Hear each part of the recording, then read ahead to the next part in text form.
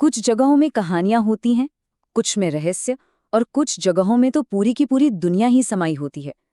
आज हम एक ऐसी ही जगह की पड़ताल करेंगे जहां पौराणिक कथाएं, गहरी आध्यात्मिकता और आधुनिक विज्ञान सब एक साथ मिलते हैं। तो चलिए हम चलते हैं चित्रकूट, जो रामायण के महाकाव्य से जुड़ा एक बहुत ही पवित्र परिदृश्य है। यहीं की पहाड़ियों में छिपी हैं गुप्त गोदावरी की गुफाएं। अब देखिए, बाहर से तो ये सिर्फ एक चट्टान में एक अंधेरा सा रास्ता लगता है ना? लेकिन इसके अंदर कई दुनियाएं बसी हैं। चलिए इसके नाम को ही थोड़ा समझते हैं। इस जगह का नाम ही इसके सबसे बड़े रहस्य की ओर इशारा करता है। गुप्त मतलब छिपा हुआ। तो सवाल ये है कि आखिर यहाँ क्या छिपा है, और इसका जवाब हमें एक बहुत ही पुरानी कथा में मिलता है। इन गुफाओं के पौराणिक दिल में जो कहानी है, वही इन्हें इनका नाम और इनका मकसद देती है। ये कहानी है एक नदी की, एक ऐसी नदी की जिसने एक गुप्त तीर्थ यात्रा की। तो कहानी कुछ ऐसी है कि पवित्र गोदावरी नदी भगवान राम के दर्शन करना चाहती थी, जो अपने वनवास के दौरान चित्रकूट में थे। पर वो नहीं चाहती थीं कि कोई और उन्हें देखे, तो उन्होंने गुप्त रूप से इन गुफाओं के अंदर एक धारा का रूप लिया, भगवान राम के चरणों को स्पर्श किया और फिर रहस्यमयी ढंग से भूमिगत हो गईं। और इसीलिए इस जगह को कहते हैं गुप्त गोदावरी, यानी छिपी हुई गोदावरी। और ये सिर्फ एक कहानी नहीं है, पता है, ये एक अनुभव है, एक एक्सपीरियंस। जैसा कि यहाँ लिखा है, ये उन गिनी चुनी जगहों में से है जहाँ लोग सचमुच एक नदी में चलकर अपनी प्रार्थना करते हैं।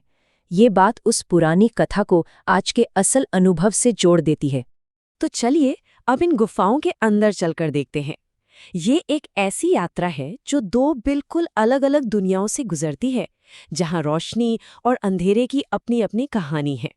गुप्त गोदावरी में ना दो मुख्य गुफाएं हैं और दोनों एक दूसरे से बिल्कुल अलग। पहली गुफा एक बड़े सूखे हॉल जैसी है, यहाँ शांति है, ठहराव है। लेकिन दूसरी गुफा वो एक एडवेंचर है, एक पतली घुमावदार सुरंग जहां आपको घुटनों तक गहरे ठंडे पानी से होकर गुजरना पड़ता है। उस दूसरी गुफा के अंधेरे में चलना मतलब सिर्फ रोशनी का ना होना नहीं होता। जैसा कि एक लेखक ने कहा है, कभी कभी अंधेरा एक फिजिकल प्रेजेंस जैसा महसूस होता है जो आपको छू रहा हो। ये आइडिया हमें रोशनी के बारे में एक नए तरीके से सोचने पर मजबूर करता है। बड़ा इंटरेस्टिंग है कि जो कहानीकार होते हैं वो माहौल बनाने के लिए रोशनी का इस्तेमाल कैसे करते हैं। वो 3 चीज़ों पर ध्यान देते हैं: रोशनी की ताकत, उसका रंग और वो किस सतह पर पड़ रही है। मतलब क्या रोशनी गर्म और आरामदायक है या ठंडी और डरावनी। चलिए इसी आइडिया को वापस गुफा में लेकर चलते हैं। जब टॉर्च की रोशनी गुफा की गीली चट्टानों और बहते पानी पर पड़ती है, तो आर्टिफिशियल लाइट का रंग पानी और पत्थर की सतह से मिलता है। इससे एक अनोखा माहौल बनता है जो पौराणिक भी लगता है और रहस्यमयी भी। ये दिखाता है कि रोशनी सिर्फ देखने के लिए नहीं, महसूस करने के लिए भी होती है। पर यहाँ का अनुभव सिर्फ फिजिकल नहीं है। अब हम इस गुफा के आध्यात्मिक और प्रतीकात्मक महत्व को समझेंगे, जो हिंदू सोच में बहुत गहराई तक बसा हुआ है। हिंदू धर्म में एक गुफा सिर्फ एक भौतिक जगह नहीं होती, ये एक छिपे हुए रहस्यमयी लोक का प्रतीक है। ये वो पवित्र जगह है जहां अक्सर भगवान शिव के पूजनीय लिंग को स्थापित किया जाता है, जो इसे एक बहुत ही गहरे आध्यात्मिक महत्व का स्थल बना देता है। शिवलिंग खुद सुप्रीम कॉन्शियसनेस का प्रतीक है, और उस पर जो लगातार पानी टपकता रहता है ना, उसके भी बड़े गहरे मतलब हैं। एक मान्यता ये है कि ये गहरे ध्यान से पैदा हुई गर्मी को शांत करने के लिए है, और सिंबॉलिकली ये हमें याद दिलाता है कि जीवन हमेशा चलता रहता है और हमें हर पल को सच्चाई के लिए समर्पित करना चाहिए। लेकिन कहानी अभी खत्म नहीं हुई है, अभी एक और ट्विस्ट है। अब हम पुरानी कहानियों और आध्यात्मिकता से निकलकर एक आधुनिक वैज्ञानिक खोज की तरफ बढ़ेंगे, जो इसी अंधेरे में छिपी हुई थी। सवाल ये है कि इस पवित्र अंधेरे में जहां आस्था का वास है, क्या वहां कुछ और भी पनपता है? क्या कोई ऐसा रहस्य है जिसे देखने के लिए हमें पौराणिक कथाओं के बजाय एक माइक्रोस्कोप की जरूरत है? जरा देखिए, एक तरफ है चित्रकूट का नक्शा, एक विशाल पवित्र जमीन, और दूसरी तरफ एक छोटा सा जीव जिसे वहीं खोजा गया। ये बड़े पैमाने पर आस्था और सूक्ष्म स्तर पर जीवन का एक अद्भुत मिलन है। वैज्ञानिकों ने गुप्त गोदावरी की अंधेरी नम दीवारों पर एक बड़ी ही अनोखी काई खोजी। इसका नाम है फिसिडिन सिलोनेंसिस।